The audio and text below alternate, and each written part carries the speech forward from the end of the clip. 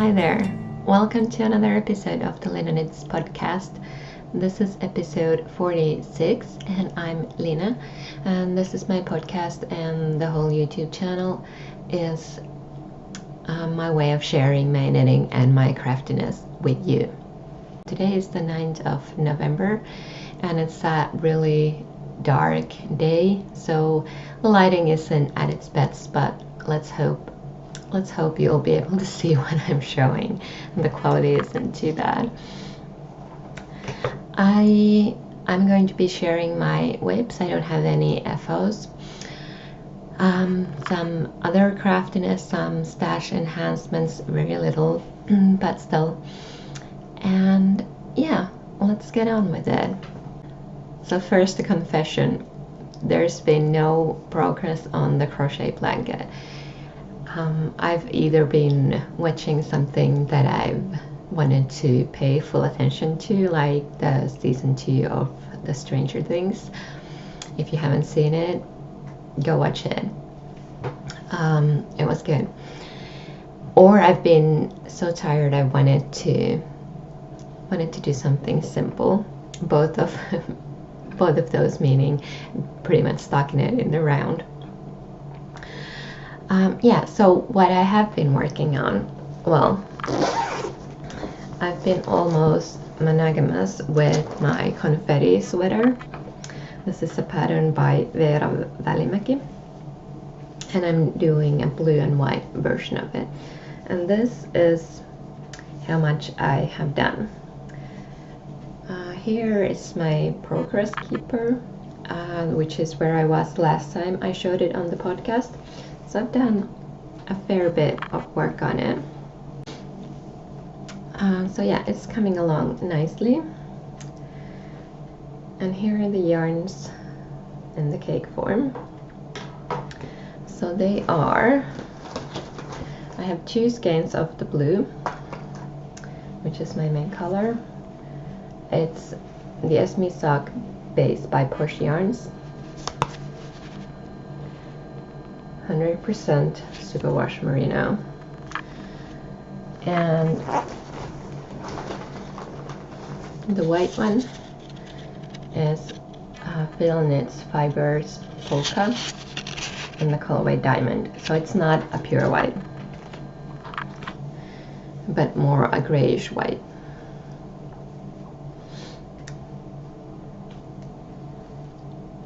I really don't have much to say about this. It's coming along nicely. I enjoy knitting on it, and yeah, stripes are addictive, and stocking it in around with few increases is just the thing that I've been craving for lately.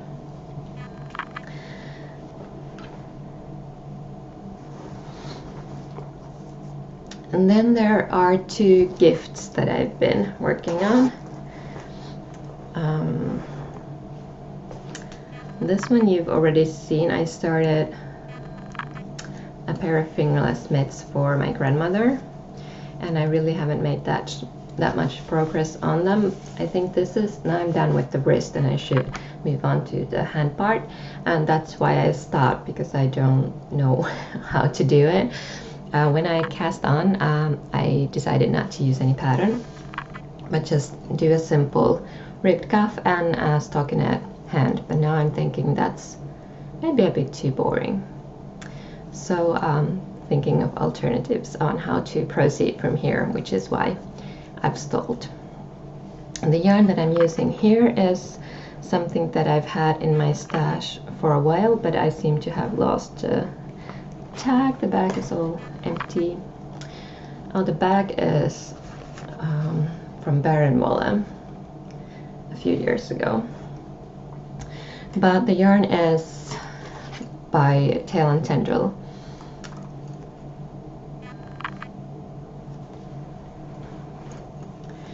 And I'm knitting this on 2.5mm things. The other gift, it doesn't look much different. This is what I have. These will be socks for my partner, and I'm pretty sure he doesn't watch my podcast, so I feel like I can share this. Sorry if I ruined your Christmas present. Yeah. So I'm doing a pair of socks for him out of fingering weight yarn. Whoops, sorry. Just a second.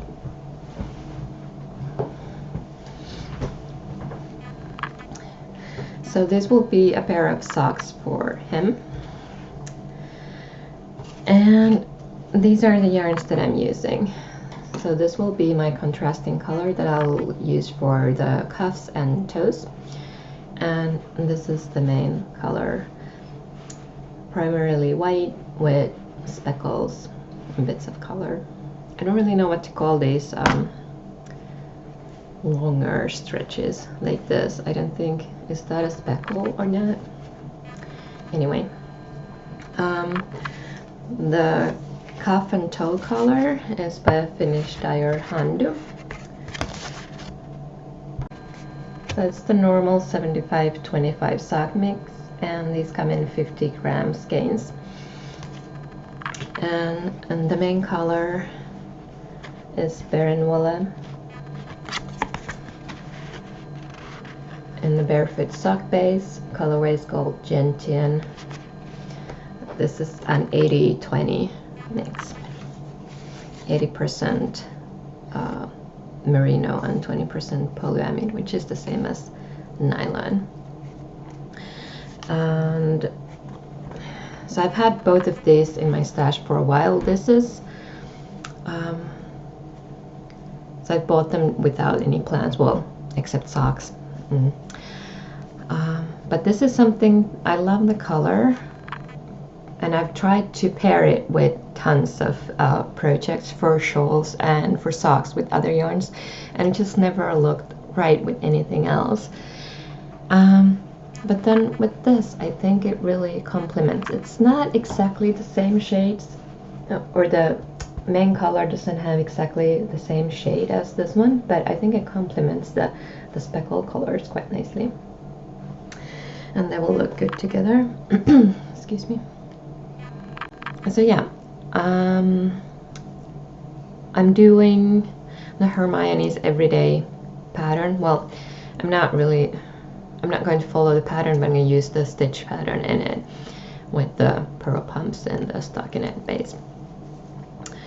And I did a 2x2 rib. I normally do 1x1, knit 1, purl 1, and I'm doing knit 2, purl 2, just to change things up for a bit. And yeah, I caked these yarns up weeks ago, I think, with the thought that finally I'm starting Christmas presents on time, and then proceeding to wait until November to cast on. I thought I had plenty of time to knit these socks. He has large feet, like men usually do, but I think he's already on the larger side of the normal range of men. And mine are on the smaller end of normal women's sizes, so it's quite a difference. So I thought I would just knit a row here and there and have them done by Christmas, but now I realized that I need to finish the first sock in November and the second sock in December to have them done. So I do have to pay attention and make sure that I do knit on these to have them ready. I've knit a few pair of socks for him. One has been on fingering weight, and that was patterned, and it just was it took me a long time to do them. And the other two have been sport weight yarns, so they were a bit faster to do. He wears them a lot, so that's why I want to make him another pair, and it's nice to nice to knit for people who appreciate it. So, and I'm using 2.25 millimeter needles for this. I normally knit my fingering weight socks with 2 millimeter needles, So I realized that using the larger, slightly larger size, I think 2 millimeters are US 0 and these are US 1. So using these will mean the fabric is a tiny bit looser than on the 2 millimeter ones. And that might mean that they don't last as long. The fabric isn't as strong. But I'm taking that risk because I think this will make it go faster. And plus I don't need to have that many needles. That many stitches. I cast on, I think I have 72 stitches here. I hope that's enough.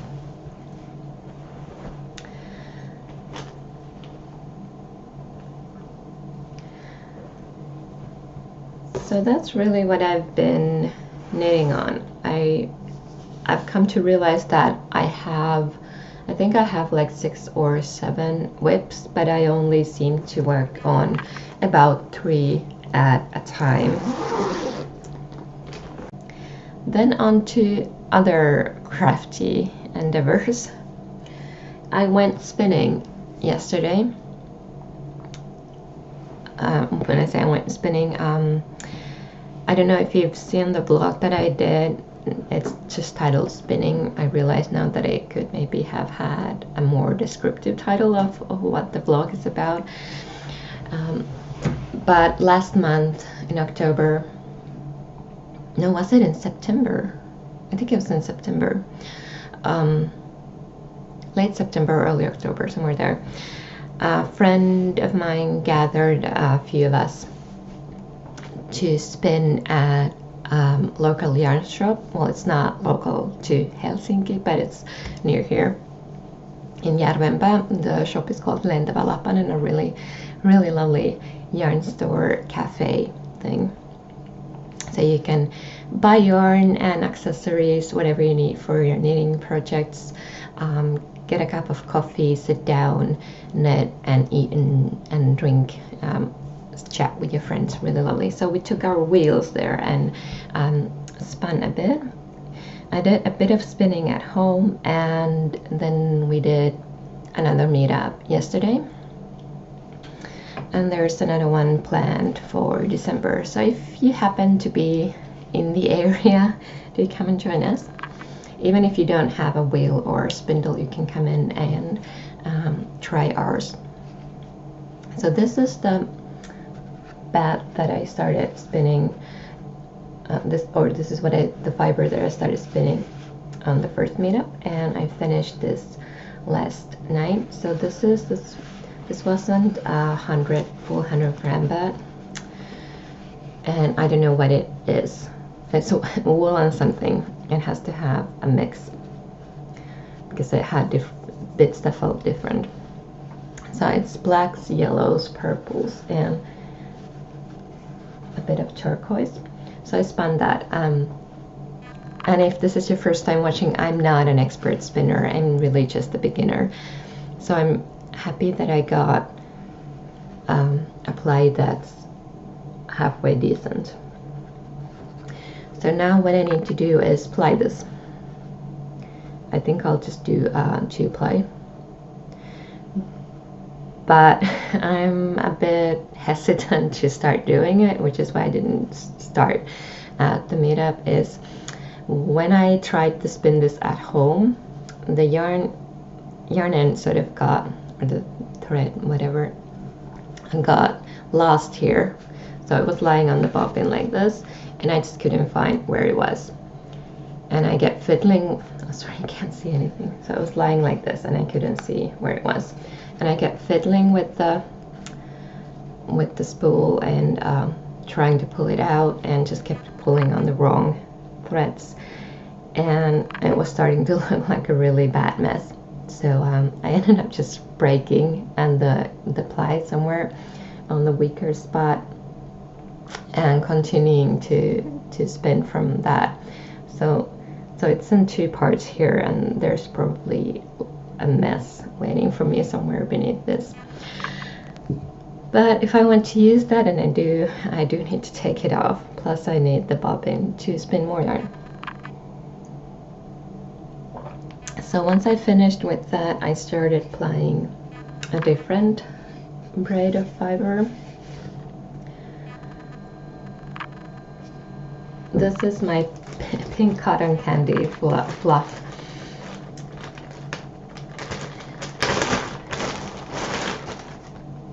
It's super fine Shetland dyed by Hilltop Cloud. And this is 100-gram braid. So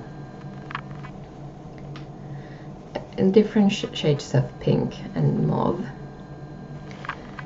And it does look like cotton candy when you start to take it apart from the braid. And yeah, and this is really soft, but it's also a lot more difficult to spin. So as you can see, it's not as even as the black one, and it's slightly, so it's not as even as the black one, and it's slightly thicker, the one ply. But I'm learning, so I don't really mind. As long as I make yarn that I can use on something, I'm quite pleased. And the more I spin, the more I learn, and the better I get, I hope. And the other women that were there yesterday, they spin a lot better than I do, and I try to watch them and learn, but it's just, it looks so easy when you know what you're doing. So it's difficult to pick up what exactly is the secret. But they have also been spinning a lot longer than I have, so, and a lot more than I have, so more actively than I. Personally, I also feel like doing something else besides spinning. And I've shared my cross stitch with you before occasionally, so I thought I would show you one of the things that I'm working on now. So I have several cross stitch whips as well, in different stages of completion, and some I stitch on hand, some I stitch on a hoop, and some are on a lap stand, or well, one's on a lap stand, and I'm hoping to get a new lap stand that's not sort of where you don't attach the frame, but that you can just, you rest it on the frame, so you can easily change them. Right, so one of the ones that I'm stitching on hand is this. I started this a while ago, a while meaning probably 2 years ago. It's a Christmas themed, if you can't tell. I'm not sure how well that is showing up. I'm stitching this over one on either 25 or 28 count even weave fabric, and I really like how it looks. It looks so neat and polished somehow, but I don't like stitching over one, which is probably why it's taken me so long. And I think now I finally believe that, and will not start any more projects. I'm going to show you the photo of what this is going to look like. So it's by Little House Needleworks. It's called 12 Days of Christmas, and this is the finished. So I'm somewhere here. So there's still quite a lot to do on the bottom bit there. But I'm hoping to get this done by this Christmas, so I'm showing it to you now because this is something that's likely seeing progress in the near future.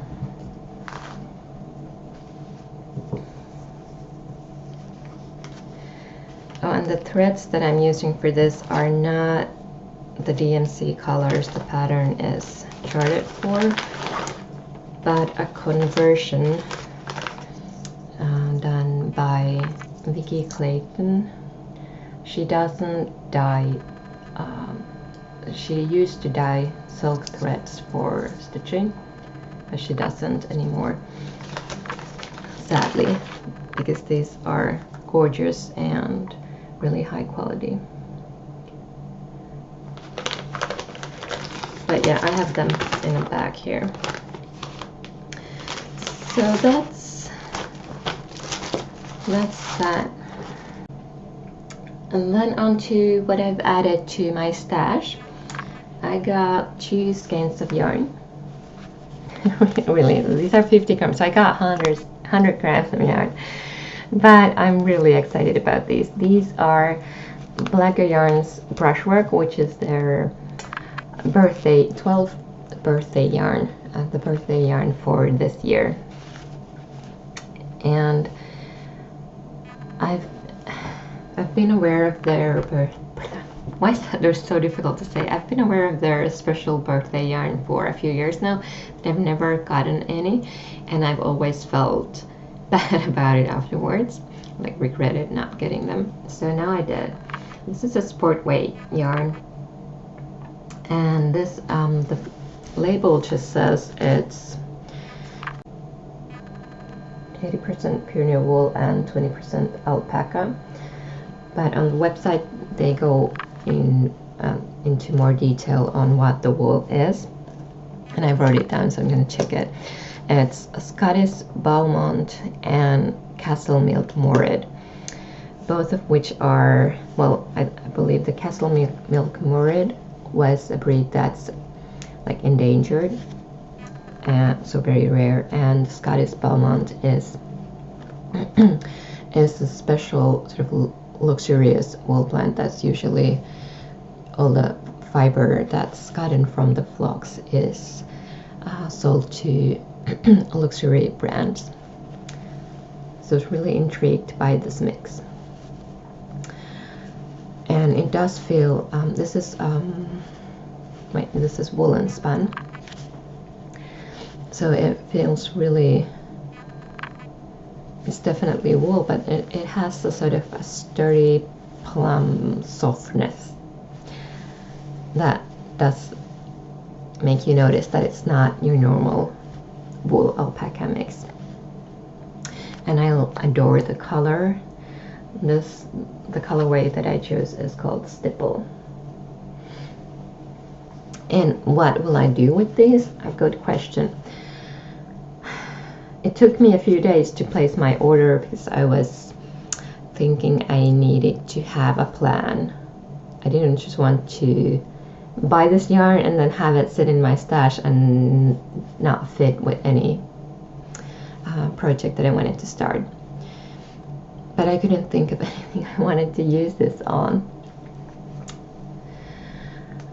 So I got 2 skeins, and what I'm going to do is leg warmers.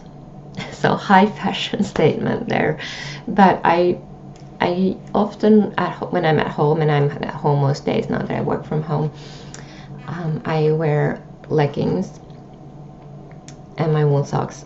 But now that it's winter, I'm starting to feel a bit cold, especially if I have to sit down in front of the computer for a while. So I really want to have a pair of leg warmers to put on when I start to feel cold. So I'm just going to pick a stitch pattern and knit 1 for each, and hopefully they'll be nice and warm. So really happy with that purchase. If you know of any good patterns for leg warmers that I could use, this is sport weight yarn if that makes a difference, that I could use or adapt, please put them in the comment box below so that I can have a look at them. I really have no idea what I'm going to do for that. I think I would like to have a pattern to follow, just so that I wouldn't get stalled because I don't know what I want to do next. So following a pattern hopefully makes them come to life sooner. Then what else have I added to my stash? The latest issue of Pom Pom Quarterly.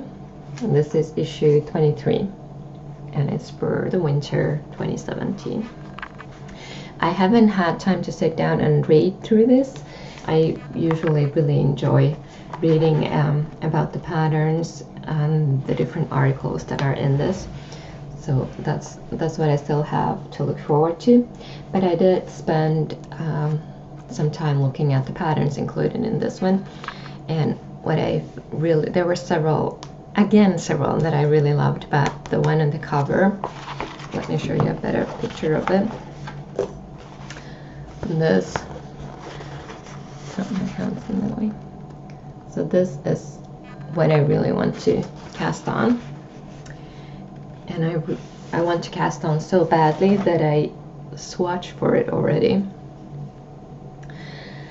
The pattern calls for, let me check. So the pattern calls for Isagur Highland wool, which is a light fingering weight wool. 50-gram ball has 275 meters. And I don't have that.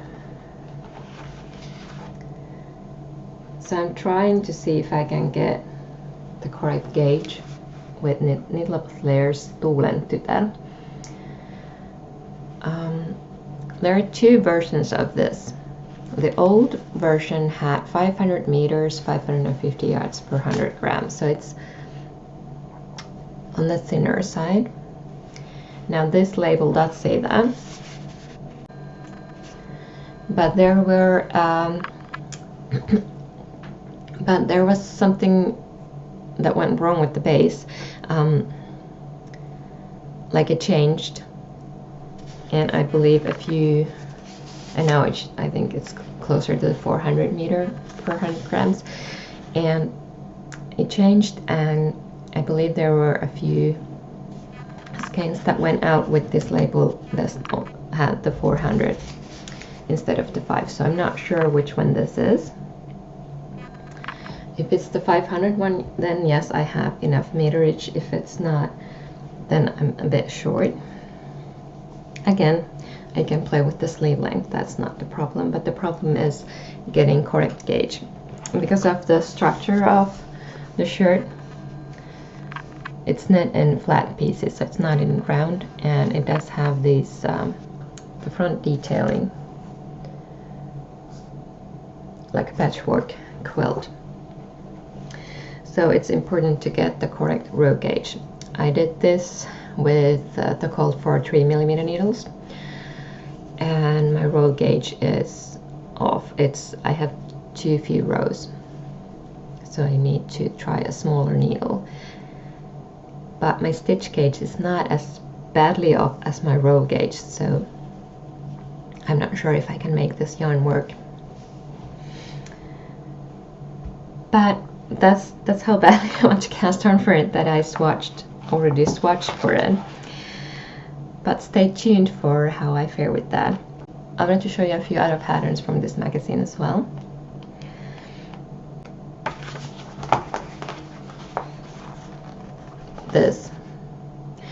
This photo didn't sell it to me though.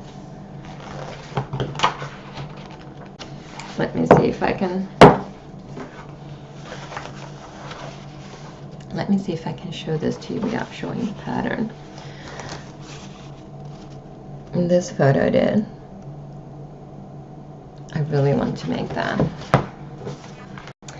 And as I'm on my quest to replace my trusted cabled cardigan, I think this is another contender. Last episode I showed you one from the latest issue of Lina magazine. That wasn't cabled either. It had a different kind of surface stitch to it, but this one has some color work. I think that could be nice as well. Yeah, so plenty of patterns to think about, and all of them are garments. I really do need to get some more knitting time for myself. The last thing I wanted to share is something that some of you have already seen.